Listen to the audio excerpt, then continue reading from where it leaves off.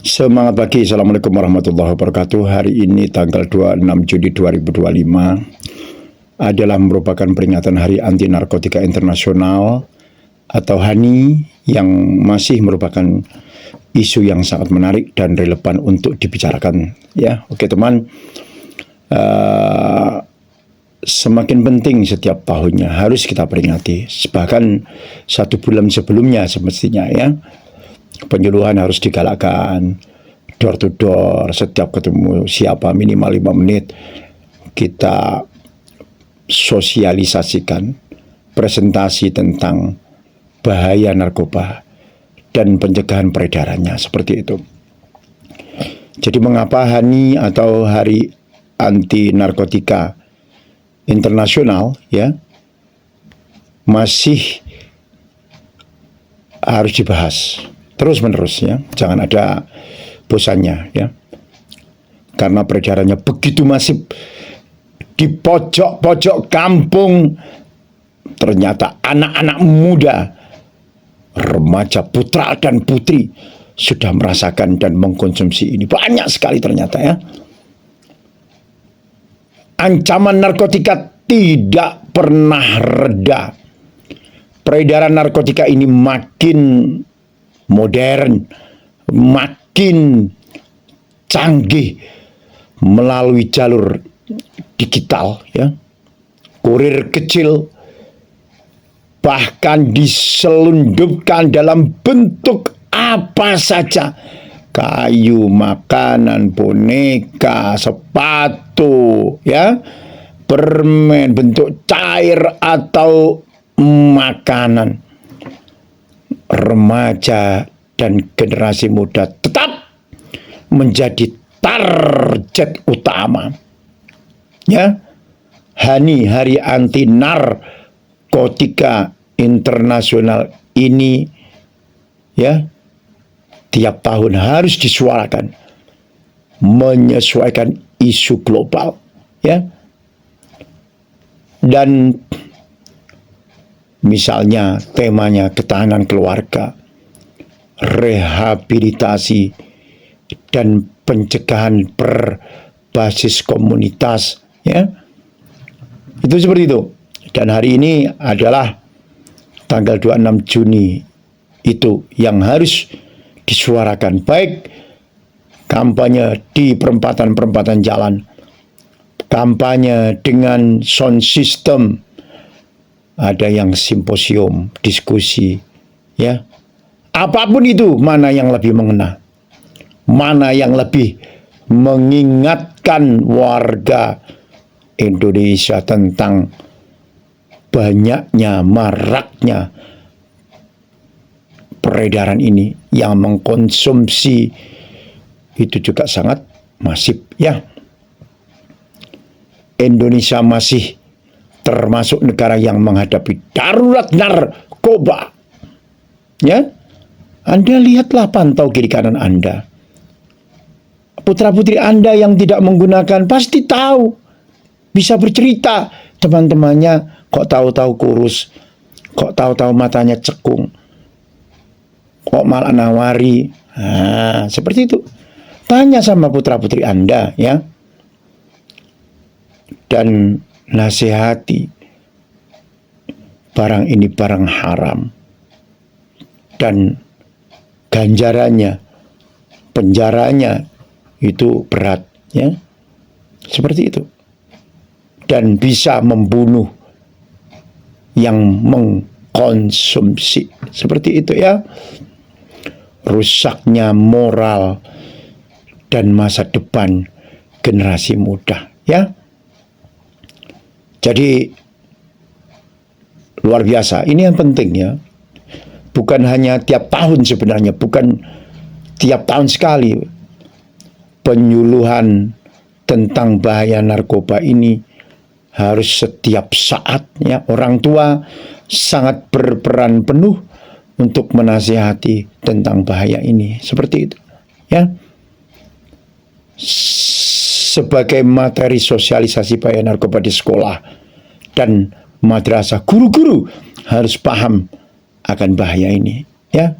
Peran tokoh agama dalam membentengi umat dari bahaya narkoba. Ustadz-ustadzah memiliki peran untuk menyempilkan dalam di library tausiahnya itu untuk tentang bahaya narkoba ini, ya.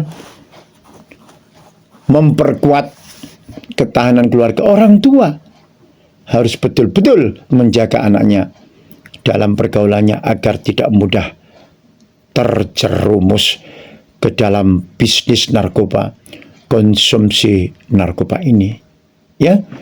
Luar biasa. Konten-konten edukasi media sosial harus tetap, ya, dan harus bagaimana bisa ditonton orang seperti itu, dibaca orang. Sisipkanlah pesan-pesan anti narkoba dalam kultum, majelis ta'lim, khutbah, di dalam kantor, ya, dan lain sebagainya. Seperti itu. Boleh mengadakan poster atau lomba karya tulis dan lain sebagainya.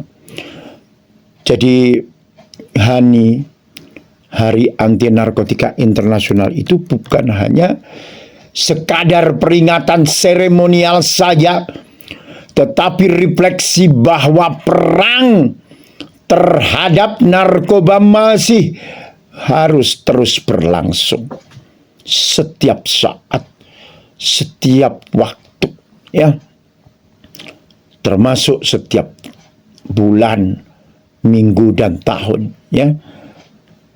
Tahun ini kapanpun itu HANI, Hari Anti Narkotika Internasional, jangan hanya menjadi tren-trenan saja, ya. Hari Anti Narkotika ini harus setiap saat, sangat layak untuk dibicarakan di ruang publik, kantor, sekolah, hingga rumah-rumah ibadah, seperti itu, ya. Banyak yang bertanya, ya apa ya carane memberantas narkoba ini, ya.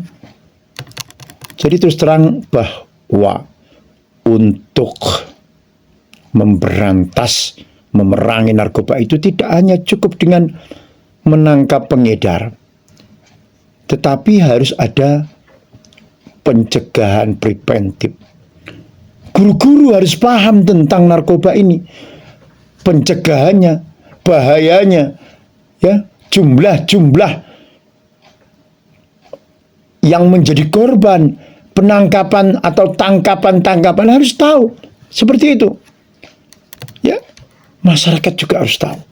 Jadi sosialisasi tentang korban-korban pengguna, pengkonsumsi narkoba. Dan harus dibicarakan kenapa bandarnya ini kok masih belum bisa ketemu, masih beredar saja, seperti sedikit agak silent. Ada lagi berita dan informasi-informasi itu tiap saat ada info ini, harus, ya.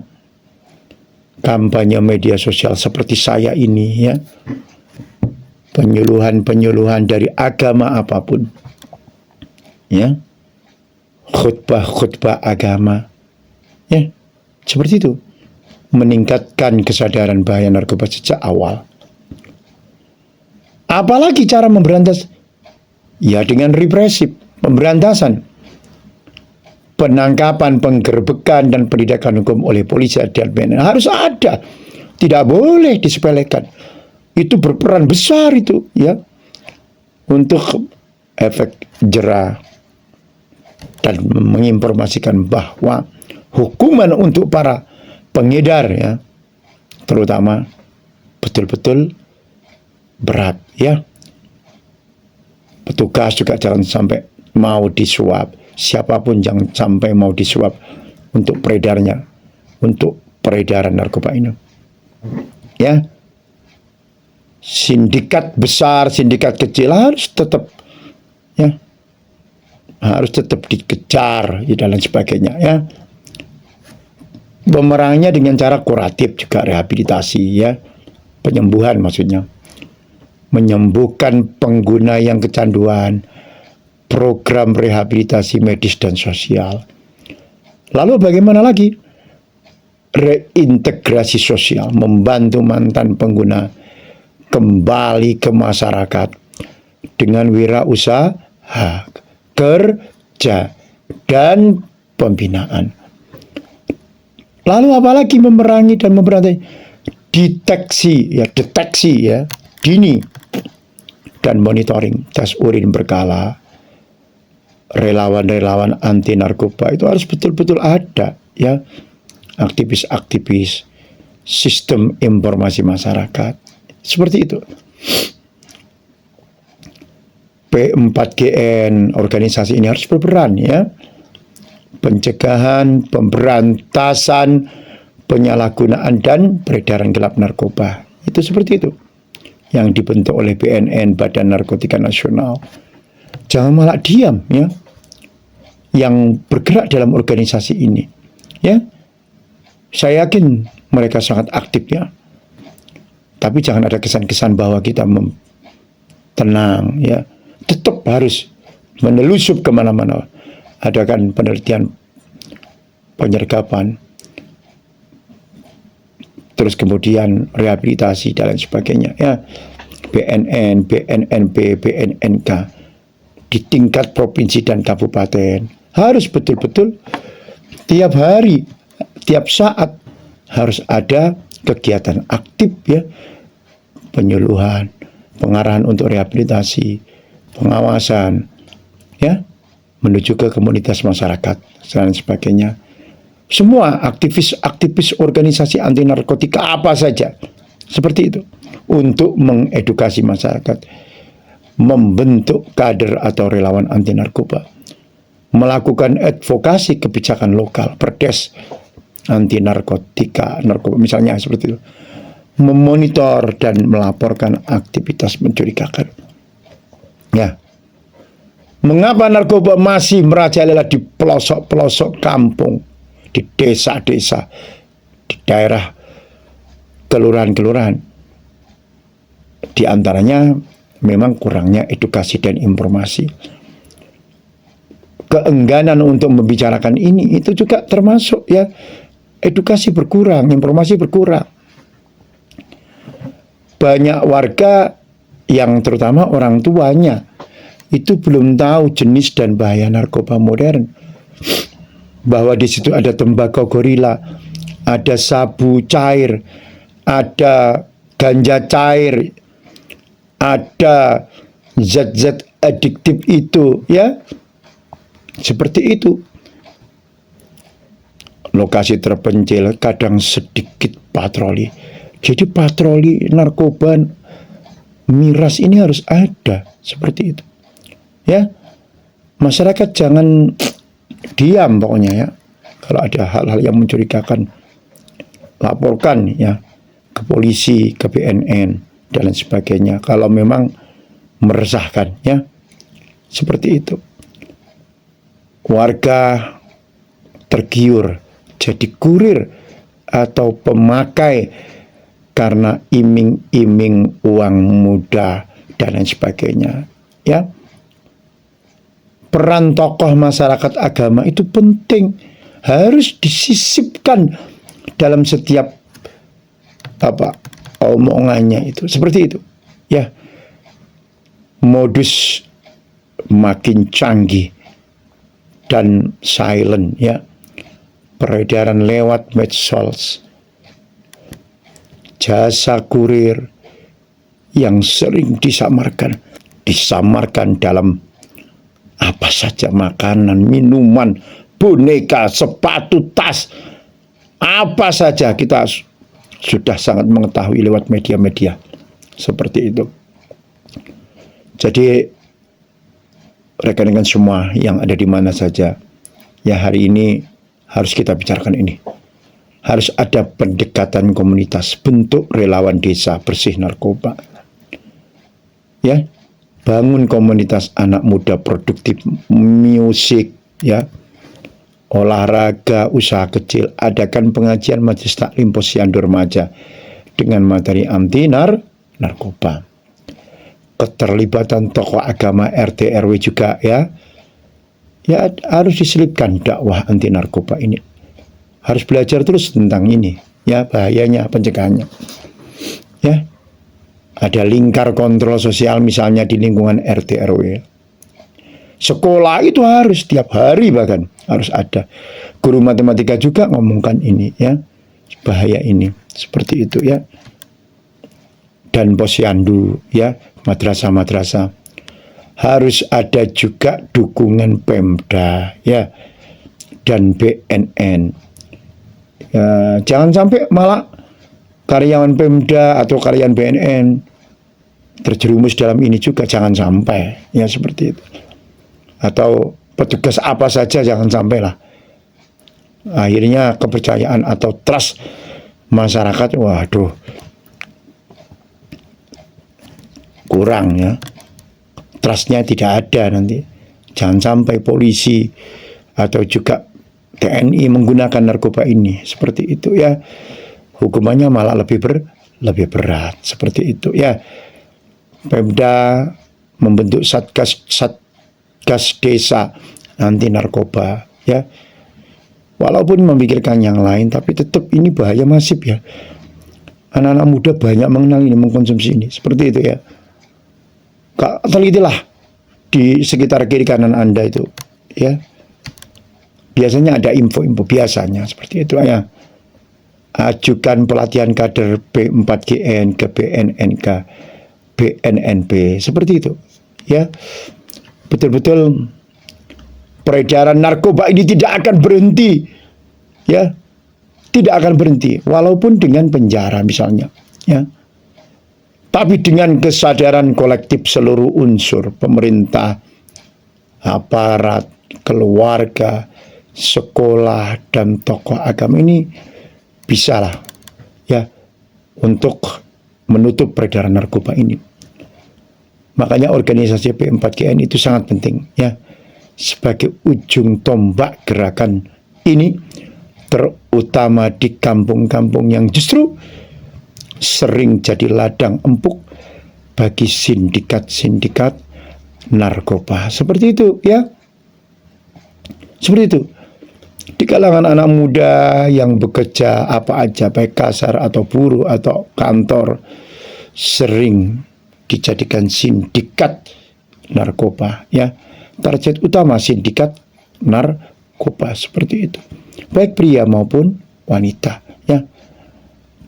Jadi kenapa alasannya? Karena kerja panjang, artis-artis itu yang sampai pagi kadang kerja, tekanan ekonomi tinggi, ya, kurang akses pendidikan dan bimbingan agama, katanya untuk stamina instan, rileks, dan kabur dari realitas berat, ya. Sabu-sabu meningkat drastis, ya, katanya tidak mudah lelah, kek, padahal bisa menjadi pemicu rusaknya organ tubuh, ya.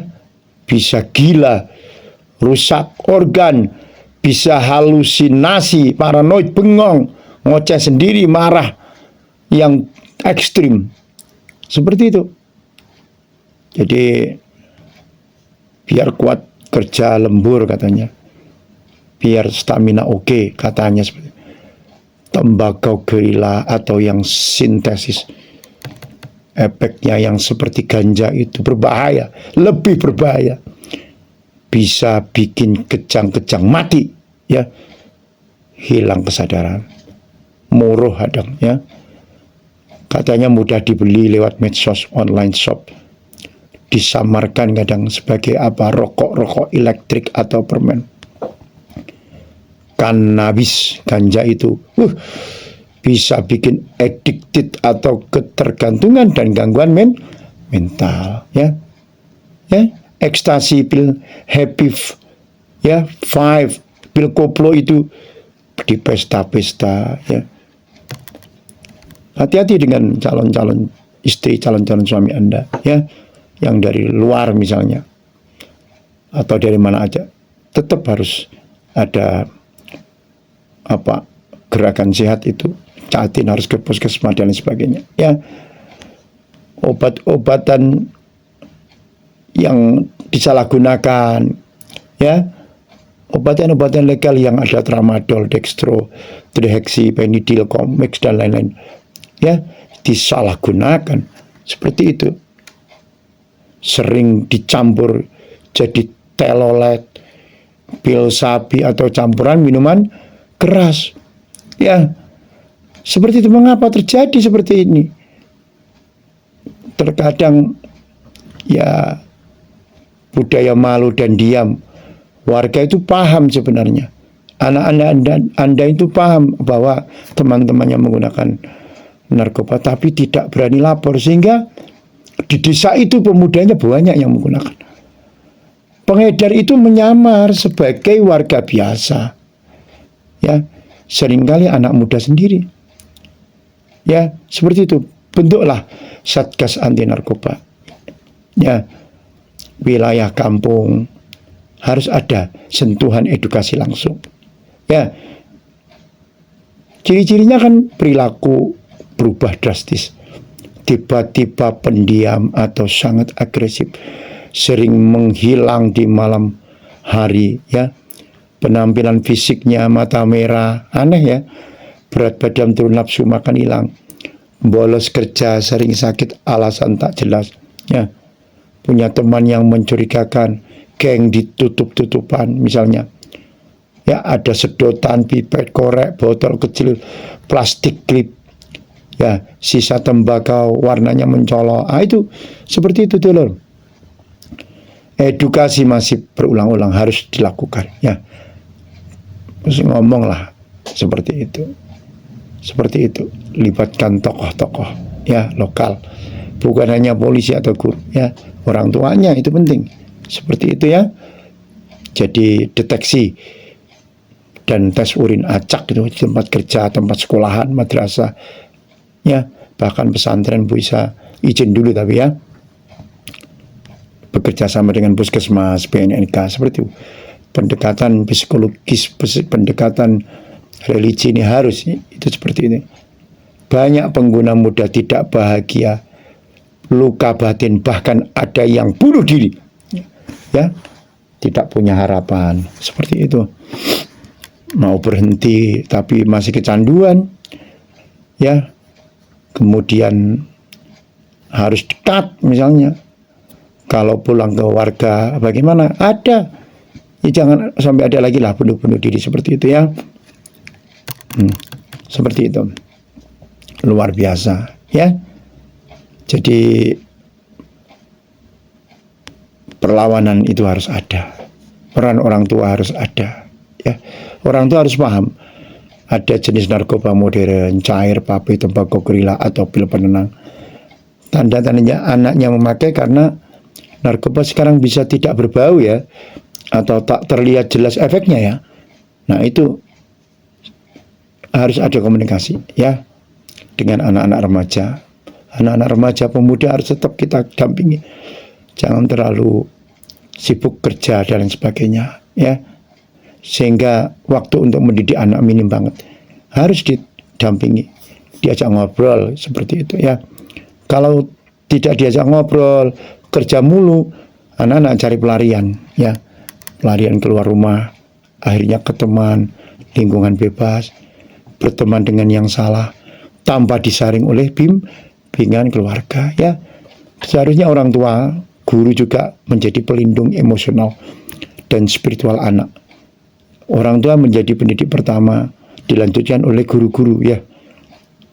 Kalau masalah pelajaran sih anak-anak mungkin bisa cari-cari sendiri, walaupun harus dipelajari. Tapi ini akhlak, iman, ketahanan mental ini seperti itu. Undanglah mereka yang berkompeten di bidang ini untuk berkomunikasi, mengawasi, ya, atau mensosialisasi tentang bahaya narkoba ini dan peredarannya, seperti itu, ya. Lingkungan di kampung itu kadang jadi zona aman narkoba, ya, karena tidak ada kontrol sosial, ya. Masyarakat lainnya, tetangganya lebih banyak diam, seperti itu. Teman sebaya itu lebih berpengaruh, yang ngomongi konco-koncone lah, nasihat orang tua, seperti itu, ya. Makanya anak-anak harus ada lapangan kerja lah, taman kreatif atau komunitas dakwah Tidak apa-apa ikut organisasi seperti itu ya. Jangan malah dibully ikut organisasi tentara-tentaraan. Lo daripada enggak narkoba, ojo dibully rek, bro. Biarkan mereka ikut organisasi APC, mempertahankan NKRI untuk mempertahankan kebaikan mental. Biar berorganisasi dan beraktivitas, gitu bro. Ini malah dibully, main tentara-tentaraan katanya. Enggak, ini ya, di situ kan ada edukasi, di situ ada apa petua-petua baik, di situ ada apa acara sedekah sosial dan lain sebagainya, membantu masyarakat, membantu korban-korban musibah alam dan lain sebagainya. Mereka masih baik kok, seperti itu. Ilmu bisa didapat dari situ. Kadang mereka yang ikut organisasi tidak sekolah, ilmunya ya di sekolah, belajar ngetik, belajar komputer, belajar laptop, belajar HP, belajar keberanian menyuarakan kebenaran. Di situ seperti itu bro, ya. Jadi menyasar ke sana seperti itu ya. Biar tidak gampang dipengaruhi untuk menggunakan narkoba. Justru perkumpulan-perkumpulan ini merupakan apa? Tempat yang bagus untuk sosialisasi tentang bahaya narkoba, miras. Seperti itu, ya. Harus didukung, ya. Jangan dibully malah. Seperti itu, walaupun dengan cara yang baik, seperti itu ya. Seperti itu. Mereka malah yang berani itu, mereka organisasi-organisasi ini, pegiat-pegiat aktivis ini yang berani. Jangan pakai ini, jangan ada miras. Mereka malah yang berani seperti itu. Lek dibully diolok-olok, ngapain mereka pelatihan seperti tentara atau apa? Padahal kegiatannya sangat baik dan bagus seperti itu. Menurut saya seperti itu sih. Ya, Anda sudah berbuat apa ngebully ngolok-ngolok itu? Kepada kampung sudah berbuat apa? Ya, mereka sedikit banyak membantu warga-warga miskin, anak-anak yatim, mengusahakan menjadi relawan ke rumah sakit kayak sampai mengurusi ini dan itu, kebenaran-kebenaran semua. Walaupun organisasi juga harus apa? Juga ada tepos selironya ya, tepos seliro lah. Jangan rame teriak-teriak dan sebagainya. Jangan malah membuat gaduh, jangan malah nentak narkoba. Ya, seperti itu. Ya. Jadi harus menyentuh akar masalah ya. Bandar besar masih bebas, itu jangan sampai ditangkaplah. Harus terus ya. Karena pengedar ini semakin canggih ya, seperti itu. Ya. Sistem tempel itu kadang masih ada ya, suap lah. Seperti itu Dulur, mudah-mudahan bermanfaat ini ya. Dan apa pendekatan apa sajalah masih bermanfaat ya. Seminarnya masih bermanfaat ya. Miras ini masih perlu berkeliaran Dulur ya. Miras legal ada ya, kadang dijual di tempat tertentu ya. Restoran, berizin masih ada kadang.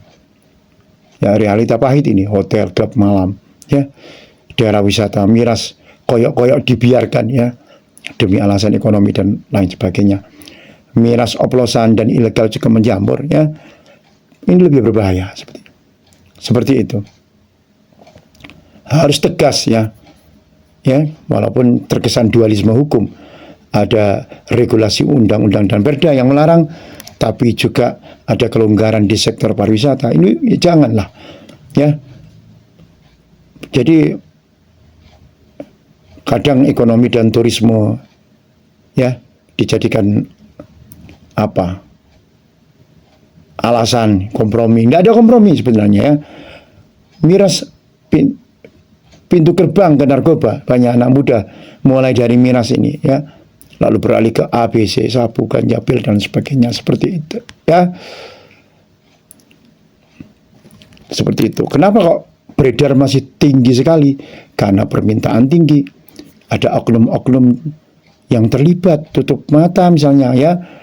Hukum berat belum membuat jera, masyarakat masih banyak diamnya, tidak melapor. Ada pabrik-pabrik kecil ya, home industry yang kadang ini sulit dideteksi karena nyamar. Di Banyuwangi aja ada dulu di pabrik apa gitu ya, seperti itu dulur ya. Makanya itu harus betul-betul pahamilah Undang-Undang Nomor 35 Tahun 2009 tentang narkoba ya. Tetap kita yang dari rehabilitasi juga membantu ya untuk menjalani rehabilitasi medis dan sosial. Pasal 54 itu, pecandu narkotika dan korban penyalahgunaan wajib menjalani rehabilitasi medis dan sosial. Pasal 55, keluarga pengguna wajib lapor untuk mendapatkan rehabilitasi. Pasal 128 ayat 1, pecandu yang melaporkan diri atau dilaporkan keluarga tidak dipidana melainkan direhabilitasi. Seperti itu ya. Kalau pengedar dan bandar harus hukum ya. Pasal 11 hingga 148 mengatur sanksi berat bagi pengedar, bandar, produsen, importir. Seperti itu ya. Pasal 114 itu mengedarkan sabu bisa dipidana minimal 5 tahun, maksimal hukuman mati. Seperti itu ya. Luar biasa dulur, terima kasih buat Anda semuanya ya. Tetap pahami tentang ilmu ini. Seperti itu ya. Dan Anda juga harus memahami bahwa Al-Baqarah 195 menyatakan a'udzubillahi minasyaitonir rajim ya. Allah berfirman, wala tulqu bi aidikum ila tahlukah, dan janganlah kamu menjatuhkan dirimu sendiri ke dalam kebinasaan ya. Jadi kullu muskirin khamrun wa kullu khamrin haramun. Setiap yang memabukkan adalah khamr dan setiap khamr adalah haram. Hadis riwayat Muslim ya. Perusak akal tidak akan masuk surga. La yadkhulul jannata mudminu khamrin ya, artinya tidak akan masuk surga orang yang kecanduan khamr, minuman memabukkan. Hadis riwayat An-Nasa'i ya. Bahaya lingkungan, wattaqu fitnatan la tusibanna alladziina zalamu minkum khassah ya, surat Al-Anfal. Dan takutlah kalian akan fitnah bencana yang tidak hanya menimpa orang zalim saja, di antara kalian secara khusus. Seperti itu ya. Ya ayyuhalladzina amanu qu anfusakum wa ahlikum nar, surat At-Tahrim ya. Wahai orang-orang yang beriman, peliharalah dirimu dan keluargamu dari api neraka. Hadis riwayat Muslim ada, mar'a minkum munkaram falyughayyirhu biyadihi. Barang siapa di antara kalian melihat kemungkaran, maka hendaklah ia mengubah dengan tangannya. Ya, seperti itu. Jika tidak mampu maka dengan lisannya, dan lanjut sebaiknya ya. Itu lanjutannya. Jika tidak mampu maka dengan hatinya. Dan itu selemah-lemahnya iman. Lanjutannya seperti itu ya. Jadi betul-betul harus ingat bahwa kullukum ra'in wa kullukum mas'ulun an ra'iyatihi. Setiap kalian adalah pemimpin dan setiap kalian akan dimintai pertanggungjawaban atas yang dipimpinnya. Hadis riwayat Bukhari dan Muslim. Terima kasih, mudah-mudahan bermanfaat di hari ini.